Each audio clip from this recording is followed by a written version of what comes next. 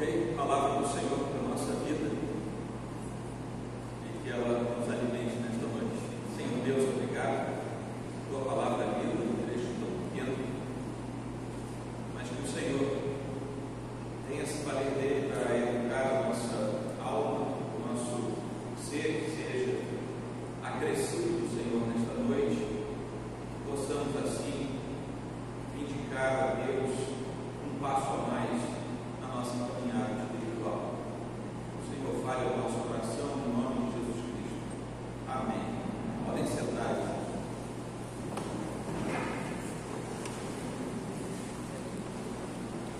Bom, meus irmãos, Hebreus 11, 23 é exclusivamente focado nos primeiros dias de vida de Moisés. Isso porque a gente lê logo em seguida no versículo 24, pela fé Moisés, sendo homem feito. Então, a partir do versículo 24, nós temos a ideia de que Moisés já era adulto. Versículo 23, exclusivamente, fala dele em sua primeira infância, junto a seus pais, cujos nomes eram Anrão e Joquebede. São nomes pouco populares aqui entre nós, mas são nomes de duas personagens reais que foram registrados aqui na Escritura. Em Êxodo 2, nós temos o relato da história, do que aconteceu com eles, que certamente vai nos encorajar em dias difíceis, particularmente nos dias em que nós vivemos, que não são dias fáceis. Embora os detalhes da vida dos pais de Moisés sejam muito poucos, a gente tem pouquíssima informação deles ao longo da Escritura. Tudo indica que o pai dele, Anrão, foi uma pessoa que cumpriu aquilo que era de sua responsabilidade como pai de uma família pequena. A Escritura nos descreve que havia dois outros irmãos, Miriam e Arão, e vem então Moisés. A situação não era fácil, eles estavam no Egito, sendo escravos no Egito, portanto é uma família constituída dentro do período de escravidão.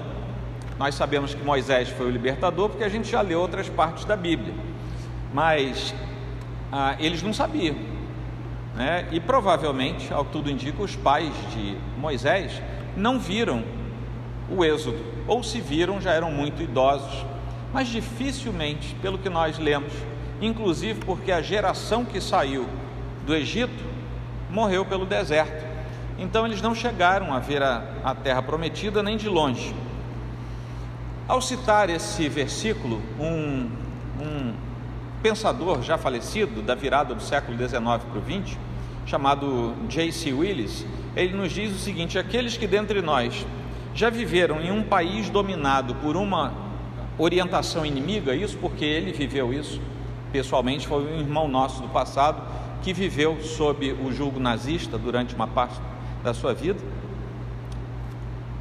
Portanto, esses sabem apreciar a maravilhosa ousadia deste casal, temente a Deus, que não se amedrontou pelo decreto do rei, foi uma confirmação de sua fé.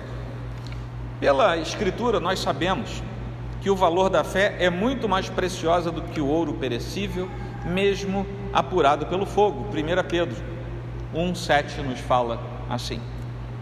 E Deus honrou a fé daqueles pais, Anrão e Joquebede, guardou seus filhos em meio a um processo de escravidão. Você imagina você ter filhos sendo escravo? Nós sabemos que, historicamente falando, isso não está tão distante assim do nosso tempo, mas você imagine, você que tem filhos, ou que acabou de tê-los, ou que vai tê-los, imagine se você estiver mergulhado no meio de um processo em que você e sua esposa são escravos, seu filho vai nascer escravo. Você imagine isso na cabeça das pessoas, e essa era a realidade deles. Então, Deus poupou aquela família, poupou seus filhos, já tinha poupado Miriam e Arão, e agora resolve, por misericórdia e graça, poupar também a vida de Moisés. A escravidão e a peregrinação deles os colocava em situação muito difícil, muito distante daquilo que nós vivemos, e é preciso fazer um exercício mental, cognitivo, para a gente tentar se colocar na situação daquele casal.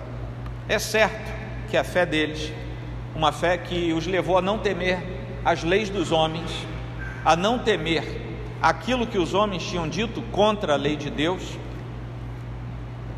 é certo que isso foi honrado por Deus. Deus não precisava da resposta favorável, porque Deus é justo, mesmo quando Ele não responde como nós queremos, mas Ele fez assim. E nesse versículo 23 há 3 ações, todas elas com respeito à vida de Moisés, mas ele não é o agente dessas ações. E eu queria que você lesse de novo, olha de novo aí para o versículo 23. Pela fé, Moisés, depois de nascer, foi escondido por seus pais durante 3 meses, porque viram que era um menino bonito e não temeram o decreto do rei. Prestem atenção, o herói da fé aqui não é Moisés. Os heróis da fé no versículo 23 de Hebreus 11 são os pais de Moisés.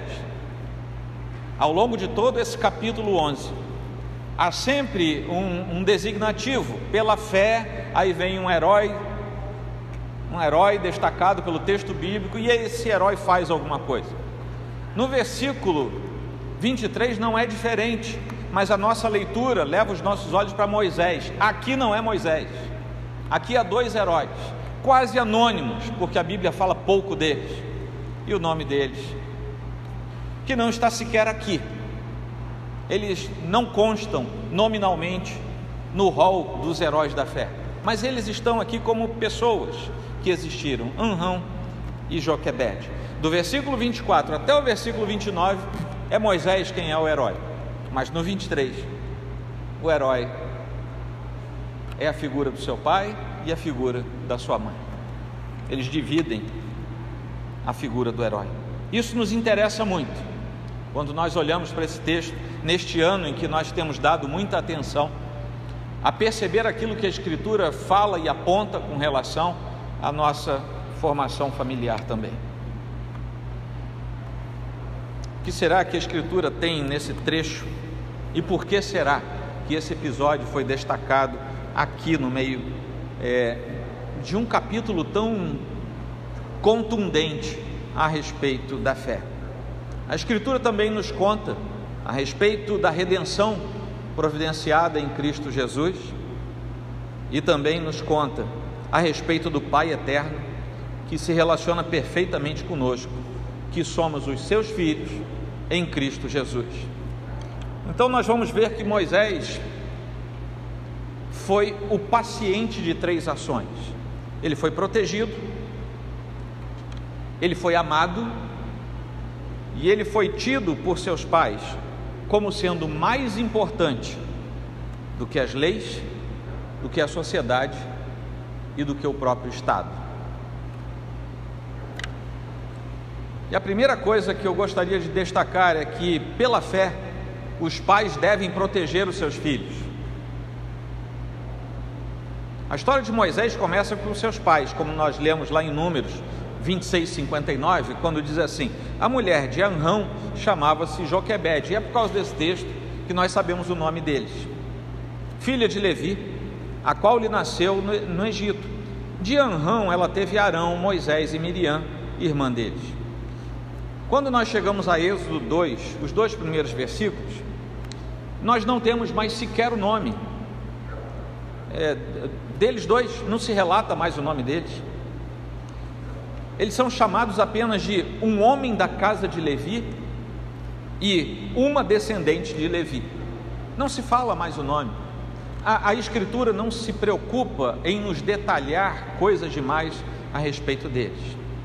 Flávio Josefo, um historiador hebreu, do início da era cristã, na sua obra clássica, que aqui no Brasil recebeu o nome de A História dos Hebreus, ele relata que Anrão teve uma revelação de Deus a respeito do papel futuro que Moisés teria, e que, compartilhando Anrão com a sua esposa, Joquebede, eles resolveram esconder o bebê até não conseguirem mais esconder.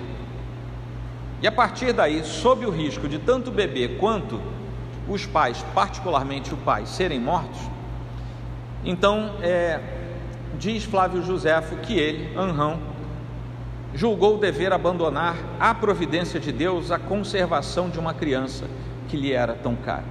Esse não é um texto canônico, eu não li agora para vocês um trecho da Escritura, é de um historiador, que reescreve a partir das suas consultas e pesquisas a história dos hebreus. Mas ele nos mostra uma faceta muito interessante de um pai realmente preocupado com seu filho e os meios de que ele dispunha naquele momento, naquele instante, para proteger o seu filho. Eu concordo em parte com o escrito de Flávio Josefo ao afirmar que muitos pais ao longo da história, inclusive pais incrédulos, realmente preservaram seus filhos em face de perigos, de cataclismas, de guerras, de hecatombe, seja lá o que for, mas não eram necessariamente movidos pelo amor de Deus. Pais naturalmente podem até defender os seus filhos, mas aqui nós estamos vendo pais que defendem os seus filhos movidos por aquilo que Deus lhes dá no coração a fazer. A única coisa que os pais incrédulos podem ter no coração, e é algo lícito, é a preservação da sua família e da sua posteridade. Mas os pais cristãos, ao defenderem os seus filhos, devem ter em mente que eles estão protegendo não apenas a sua posteridade, a sua família e o seu nome, mas estão prestes a deixar para este mundo o legado de novas pessoas que podem ser alcançadas pelo amor de Deus, porque estão na família da aliança e com isso promoverem também o avanço do reino de Deus. Porque nós não temos filhos para nós temos filhos para o Senhor.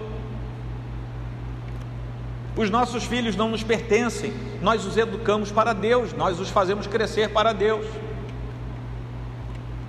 Nós os instruímos na palavra para Deus, a fim de que eles vivam uma vida que seja para a glória e para a honra de Deus.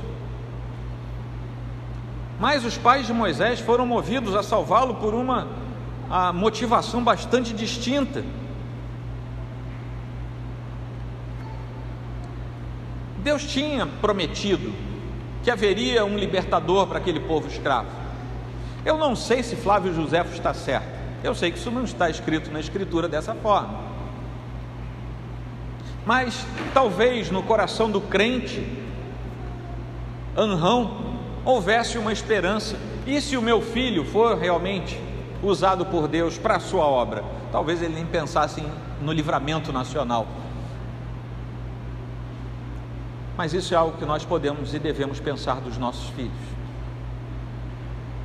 Fazer deles pessoas preparadas, instruídas, na esperança de que Deus os use para a sua glória e para a sua honra. E às vezes a gente se preocupa a vida inteira em preparar os nossos filhos para a faculdade, em preparar os nossos filhos para serem ricos, em preparar os nossos filhos para terem carro, casa, e todas essas coisas são boas, são lícitas, se não tomarem o lugar de Deus no coração. No entanto, nos esquecemos comumente no meio da igreja do Senhor de preparar os nossos filhos para Deus e não para as coisas do mundo. E depois, quando eles chegam lá para os 15, 18, 20 anos, ficamos reclamando e pedindo oração, porque não os preparamos para Deus e agora eles estão encantados com as coisas do mundo. Nem todos os pais conseguem proteger completamente seus filhos, mas devem se empenhar em fazê-lo, até porque nenhum de nós é perfeito e nós sempre vamos errar. Temos que ver também que pela fé os pais devem amar seus filhos, pela fé devem protegê-los e pela fé devem amá-los. E quando eu coloco pela fé, eu quero dizer que tudo isso que eu estou dizendo vai para além daquilo que pais naturais costumam fazer.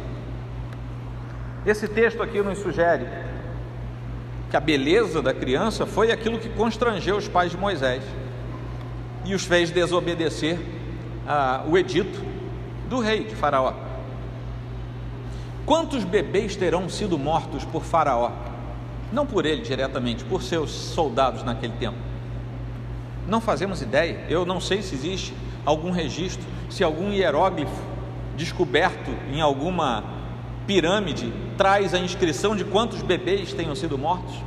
Não sabemos. Quantos bebês morreram quando Herodes ordenou o infanticídio para ver se matava Jesus ainda bebê? Nós não sabemos. Eu acho que não existe registro para isso. Infanticídios acontecem, são coisas hediondas, mas acontecem ao longo da história. Um dos infanticídios menos falados aconteceu na Segunda Guerra Mundial, quando os soldados japoneses tinham um prazer sádico, quando invadiam aquelas ilhas ali do Pacífico, de com suas baionetas matarem bebês e jogarem para o alto. Vocês sabiam disso? É uma faceta terrível da história da Segunda Guerra. Mas o fato é que havia uma ordem: os bebês homens deveriam ser mortos. Moisés sobreviveu, assim como Jesus sobreviveu. Moisés era tipo de Jesus Cristo em vários episódios da sua vida, e aqui não foi diferente. O texto nos aponta para o fato de o coração dos pais ter balançado sob a possibilidade de perderem seu filho recém-nascido. E quem já teve bebê aqui sabe o que é isso. Você olha o bebê pequenininho e você gela, o bichinho tosse, você já fica pensando no pior. É verdade ou não é? Você imagina diante da circunstância de que o rei do Egito, o faraó, já tinha dado ordem: se for menino, mata. E bebê chora, né? Por incrível que pareça, bebês de 2000 e poucos antes de Cristo também choravam, como os de hoje. Moisés chorava, e só misericórdia de Deus para esconderem um bebê durante o tempo que foi necessário. Quando nós voltamos para o Antigo Testamento, mais uma vez,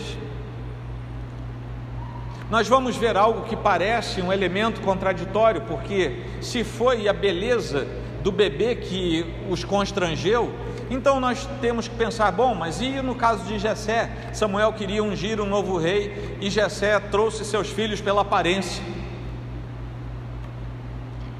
e Deus recusou, porque Deus disse: eu não estou olhando como vocês, eu não olho do lado de fora, eu olho o coração. Não tem mais nenhum, até que veio Davi, mirrado, pequeno, novo, um adolescente ainda, e Deus disse: é esse aí. Mas nós somos informados então por Deus, que Deus observa de outra maneira. Possivelmente Anrão e Joquebede foram inspirados pela aparência do bebê, e por isso eles podem ter sido lembrados das promessas de Deus, que são sempre alvissareiras, são sempre belas, e por causa dessa lembrança houve uma comoção no coração deles, e eles se propuseram inclusive a desobedecer civilmente aquilo que tinha sido ordenado. A confiança deles foi renovada, alguma coisa brilhou quando eles viram aquele bebê, e a esperança deles foi renovada, a confiança deles foi renovada, e de alguma maneira eles entenderam que Deus poderia usar aquela situação para a sua glória. Nem todos os pais conseguem amar plenamente os seus filhos, mas eles devem se empenhar em fazê-lo.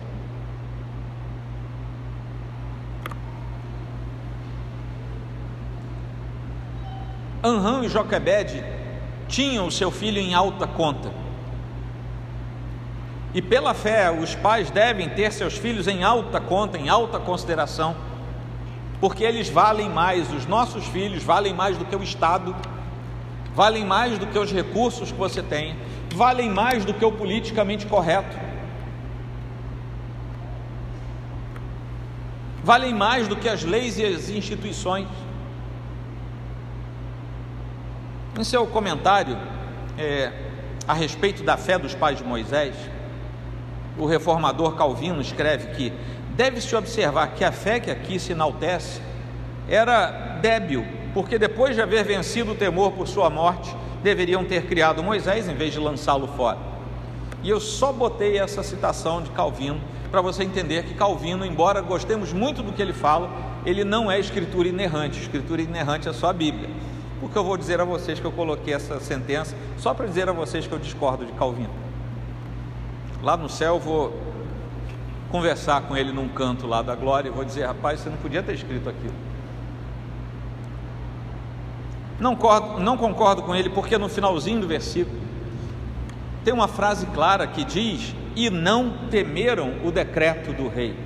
Eles não entregaram Moisés para ser criado pela filha de Faraó por medo do rei, mas eles perceberam que tinha chegado o momento de fazer aquilo. Eles estavam isentos totalmente de terem se acovardado diante das circunstâncias que poderiam conduzi-los à morte, porque até naquele momento eles poderiam ter sido levados à morte. Eles não estavam com medo do decreto do rei. E nós podemos afirmar, pelo que nós sabemos da Escritura, que a fé lança fora o medo. E estão aí 2000 anos de história da igreja para comprovar. A fé dos pais de Moisés foi recompensada por Deus de modo miraculoso, como nós estamos vendo. Isso se mostra no episódio em que Deus guarda Moisés com relação à filha de Faraó, e a filha de Faraó, com a ajuda de Miriam, intermediação da sua irmã Miriam, vai chamar exatamente a mãe Joquebede para ser a sua ama de leite e depois a sua babá. A mãe cuida de Moisés durante toda a sua infância, talvez até a idade adulta, até que ele cresça e ele vá de vez para o palácio. Mas antes de ele ser instruído nas artes, na ciência, na leitura e em tudo que era relacionado ao Egito, ele teve tempo de ser instruído por sua mãe nas coisas de Deus. Além de terem sido poupados da morte, vejam só que episódio interessante. Além de terem sido poupados da morte, diz o texto que a filha de Faraó pagou a Joquebede. Vejam bem, aquela mulher era uma escrava. A filha de Faraó podia ter dado uma ordem a ela: você vai cuidar desse menino que eu estou mandando, e ela teria que obedecer. Mas por alguma ordem graciosa da parte de Deus, além de ter preservado o menino, além de ter preservado o pai que não foi morto, a mãe, além de ter unido a mãe e o filho enquanto ele crescia, eles ainda melhoraram a renda de casa, porque numa coisa díspar para aqueles tempos, aquela mulher ainda recebeu algum tipo de ajuda financeira. Moisés cresce. Quando ele está maduro o suficiente, então Joquebede a leva ao palácio, entrega aos cuidados da filha de Faraó.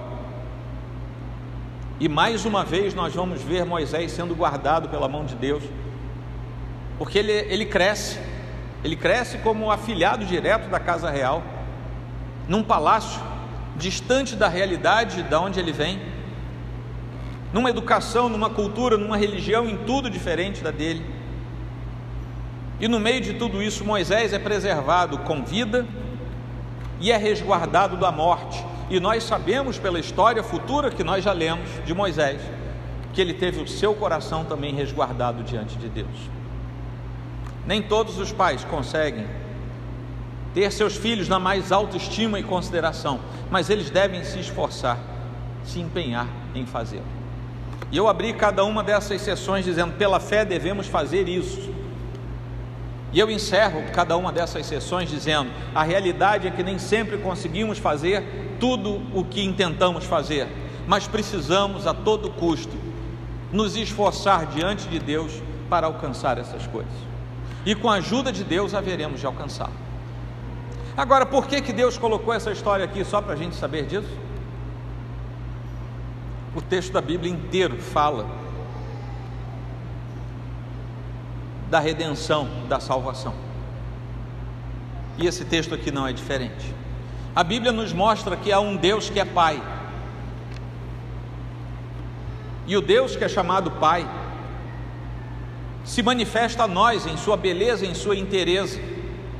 E esse Deus que é chamado Pai é o paradigma para nós entendermos o que aconteceu com essa família, porque Deus se destinou a si próprio, por sua soberana vontade, a fazer conosco, de forma perfeita e não de forma falha, aquilo que nós lemos aqui dos pais de Moisés em relação a ele.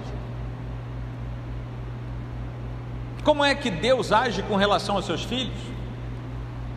porque é certo que na criação de Moisés, Amram e Joquebede erraram um monte, porque eu errei um monte e cada pai aqui erra um monte também. Por mais que nos esforcemos, somos seres humanos e vamos errar. Mas o padrão não é Amram e Joquebede, o padrão é Deus. E Deus protege os seus filhos.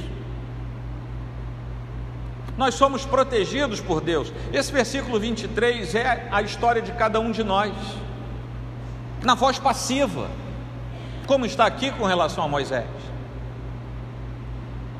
Porque depois que nós nascemos, nós fomos escondidos no Senhor.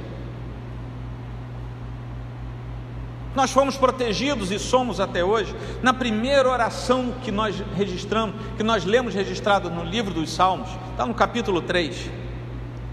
É o primeiro salmo de Davi.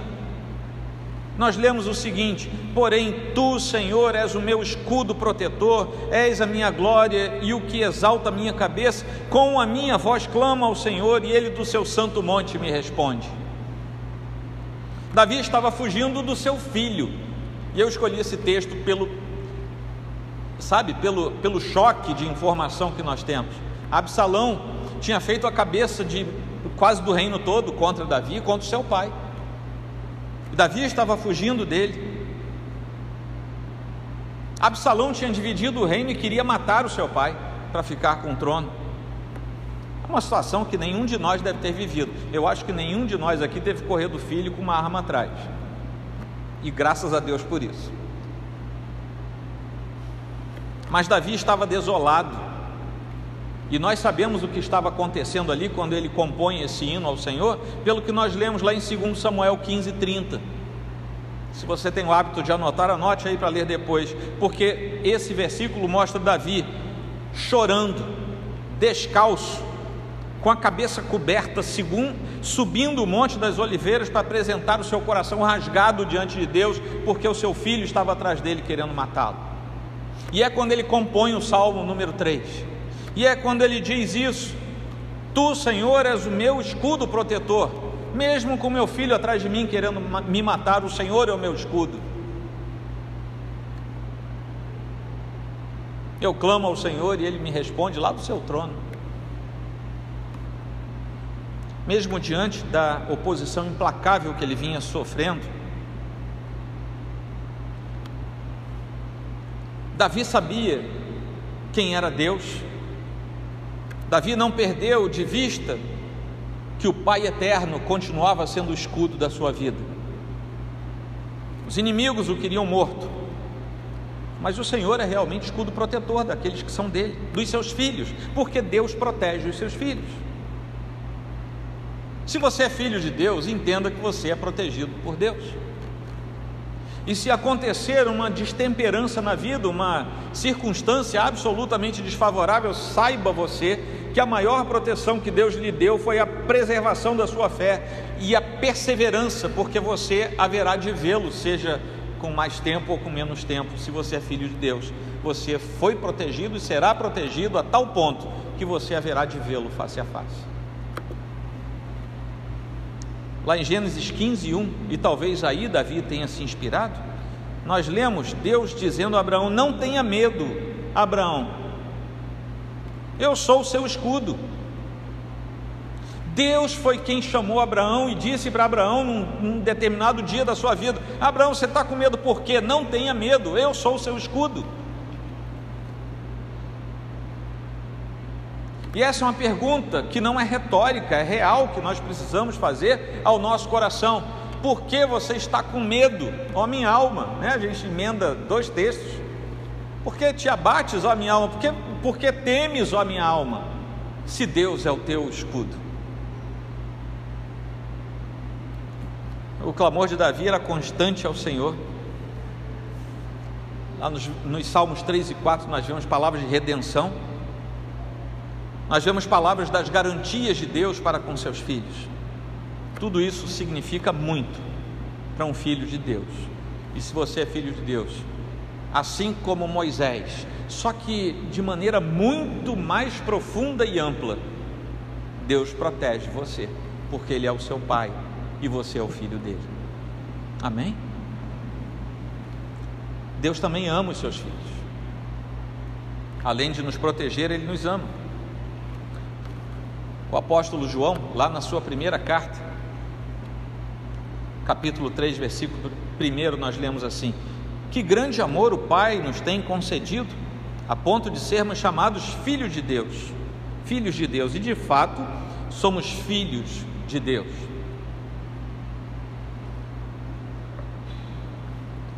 É interessante que nesse versículo aqui, João não fala assim, Deus nos ama. Ele foi por outro caminho. Ele fala, Deus nos concede o seu amor. Ele tem nos concedido o seu amor. É porque a expressão Deus nos ama, embora seja verdadeira e seja deleitosa para a nossa alma, tem um outro sentido, porque está no vínculo relacional. É o vínculo relacional. Uma pessoa ama a outra. Isso é relação direta. E Deus também nos ama. Mas João está falando uma outra coisa. Ele quer dizer, ao dizer que o Pai nos concedeu o seu amor, o seu grande amor, ele retrata dessa maneira não apenas a situação relacional, mas a extensão completa do próprio amor de Deus, que é despejado sobre os seus filhos. É como se Deus nos ofertasse o seu amor de tal maneira que nós somos completamente tomados por seu amor. E João escolheu a palavra Pai para descrever o Senhor Deus, porque isso remete a um relacionamento que nós ansiamos por ter. Quem esteve aqui nas últimas EBDs ouviu bastante sobre isso, relacionamento pai e filho. Mas é importante nós nos lembrarmos que Deus, prestem atenção nisso, Deus não se tornou pai quando nos adotou como seus filhos, porque a paternidade de Deus é eterna. Ele já era o Deus Pai na eternidade, porque na eternidade já havia o Deus Filho. Ele não se tornou Deus Pai depois da cruz, quando nós fomos resgatados e nos tornamos seus filhos. Por meio de Jesus nós recebemos essa concessão do amor do Pai e passamos a ser chamados filhos de Deus. O próprio João vai nos dar a conclusão de tudo, lá no capítulo 5, de 3 a 5, quando lemos assim: porque este é o amor de Deus, que guardemos os seus mandamentos. E os seus mandamentos não são difíceis de guardar, porque todo o que é nascido de Deus vence o mundo, e esta é a vitória que vence o mundo, a nossa fé. Voltamos lá para Hebreus 11. Quem é o que vence o mundo, senão aquele que crê que Jesus é o Filho de Deus? O mesmo João, anos antes, escrevendo o seu evangelho, no capítulo 1, aquele belíssimo capítulo, quase uma ode, falando sobre Jesus Cristo, o Filho unigênito de Deus, pelo qual nós nos tornamos filhos de Deus, como acabamos de ler. Ele diz o seguinte, no capítulo 1, versículo 12: mas a todos quantos o receberam, deu-lhes o poder de serem filhos de Deus, a saber, aos que creem em seu nome. Vejam bem, Deus é Pai desde a eternidade, nós é que nos tornamos filhos no tempo e no espaço. Mas uma vez nos tornando filhos, Deus nos protege porque somos filhos, Deus nos ama porque somos filhos. Esse é o padrão que Anrão e Joquebed deixaram para nós como exemplo humano, mas o padrão é de Deus. Finalmente, Deus tem seus filhos em alta estima, e Deus não nos trata em alta estima com os mimos humanos, né? Vou te dar uma lembrancinha, isso é bom, né? A gente gosta de receber lembranças, demonstra o carinho que uns têm pelos outros, mas Deus não faz isso. Usualmente Deus manifesta esse aspecto de nos ter em alta estima por meio da sua providência, que Ele derrama sobre nós e destina para nos guardar e nos fazer avançar. É por causa da providência que nós somos guardados nesta peregrinação de todos os perigos que nos cercam, como os pais de Moisés foram, como Moisés foi. Os filhos de Corá dizem, lá no Salmo 46, aquele salmo que todos nós sabemos de cor, né? Espero que não seja tipo, como é que chama aquilo? Como é que aquele negócio que o pessoal tem para dar sorte, como é que é o nome? Amuleto. Tem alguém aí que tem amuleto aí, lembrou? Espero que não seja amuleto, né? Aquele negócio de deixar a Bíblia aberta no Salmo 91, né? Eu tenho de cor o Salmo 46, eu vi alguma coisa, né? Eu vou recitar, hein? Cuidado que eu vou recitar, né? Não é isso não. Mas os filhos de Corá dizem ali nos 3 primeiros versículos: Deus é o nosso refúgio e fortaleza, socorro bem presente nas tribulações. Portanto, não temeremos, ainda que a terra se transtorne e os montes se abalem no seio dos mares, ainda que as águas tumultuem e espumejem, e na sua fúria os montes estremeçam. Não há certeza, assim, no Salmo 3 nós temos certeza qual era a história, nesse aqui no 46 não temos certeza, mas é muito provável que seja relacionado a 2 Crônicas 20, quando Jerusalém estava cercada pelos amonitas, se não me falha a memória, moabitas ou amonitas, e o rei Josias, miraculosamente, pela ação de Deus, consegue livrar a cidade de Jerusalém contra o que poderia acontecer naturalmente, e naturalmente Jerusalém seria derrotado. O Senhor deu vitória a Josafá, contra tudo e contra todos Deus deu vitória a Josafá. É possível que esse salmo tenha relação com esse episódio, não temos certeza. Agora, é nesse capítulo 2 Crônicas 20 que nós lemos que foi dito aos filhos de Deus: não tenham medo e nem se assustem por causa desta grande multidão, pois esta batalha não é de vocês, mas de Deus. Seja ou não a história que se relaciona com o Salmo 46, há algo de Deus, o Deus Pai, que nós precisamos aprender também nesse episódio.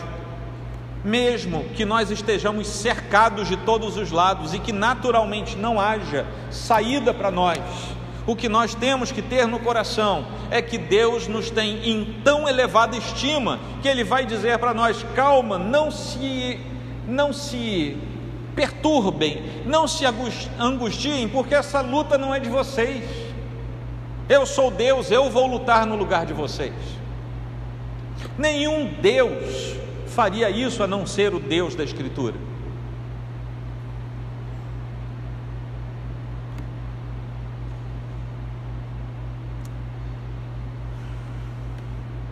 Vejam a salvação que Deus lhes dará.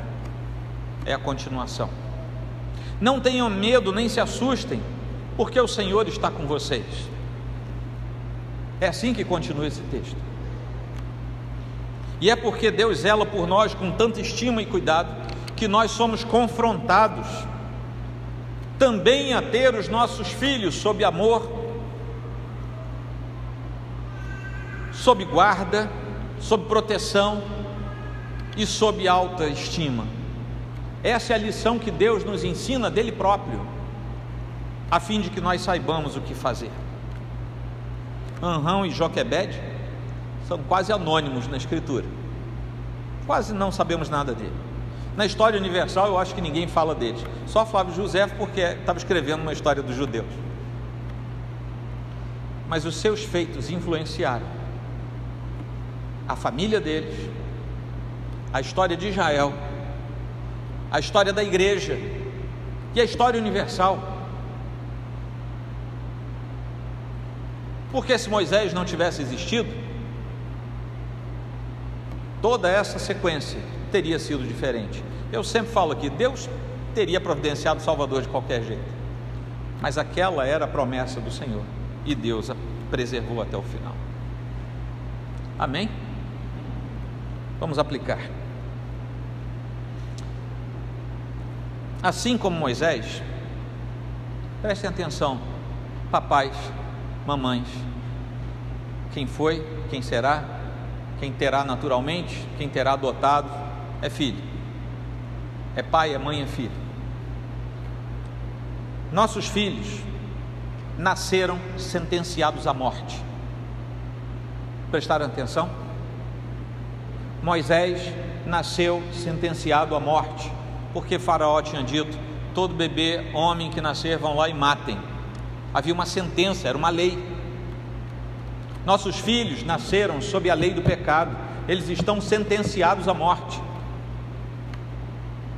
igualzinho Moisés. Morte espiritual e, por consequência, também a morte física.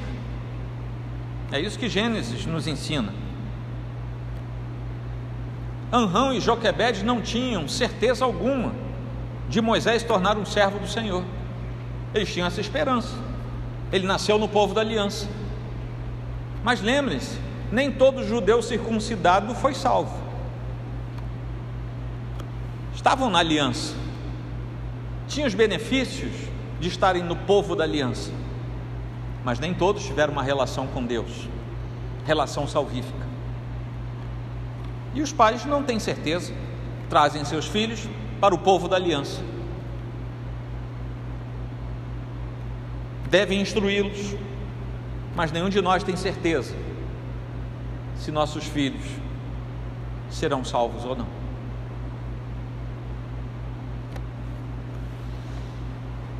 Mas nós precisamos cuidar deles como filhos do pacto, como filhos da aliança. É por isso que nós batizamos os nossos bebês, que eles entram na família da aliança de Deus.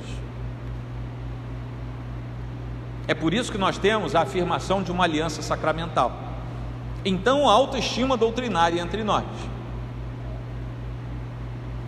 Mas foi por isso que os pais de Moisés o protegeram, o amaram e o tiveram então elevada estima, porque eles sabiam que ele era filho do povo da aliança de Deus, e que na falta deles havia um povo aliançado e havia o próprio Deus acima de tudo.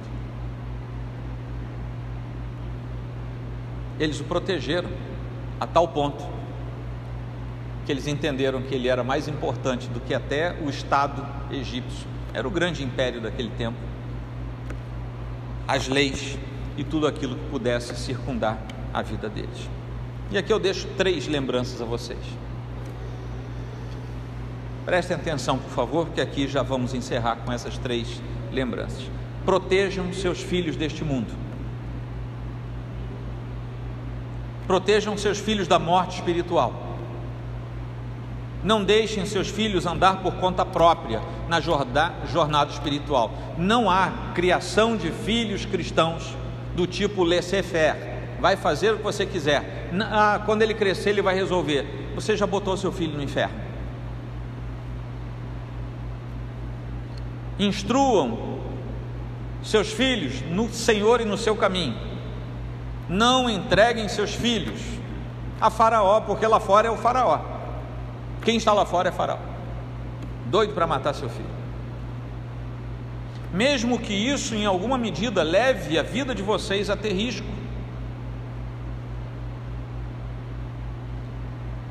Porque se um dia eles se tornarem filhos de Deus, haverá a sua participação na instrução que você deu. Não na salvação, mas na instrução que você deu. No entanto, se infelizmente eles se perderem, você chegará diante do Senhor de consciência limpa. Nos 2 casos, você ter cuidado do seu filho diante de Deus vai dar resultado para a sua consciência. Segunda coisa, amem os seus filhos com amor de pais, e lembrem-se que os filhos que Deus lhes deu podem ser instrumentos do amor de Deus para este mundo mesmo, para este mundo caído. Assim como Anrão e Joquebede olharam para o bebê e viram beleza, vejam também a beleza que os filhos de Deus, que um filho de Deus que Deus lhe dá, representa para você. e constranja o seu coração na presença de Deus,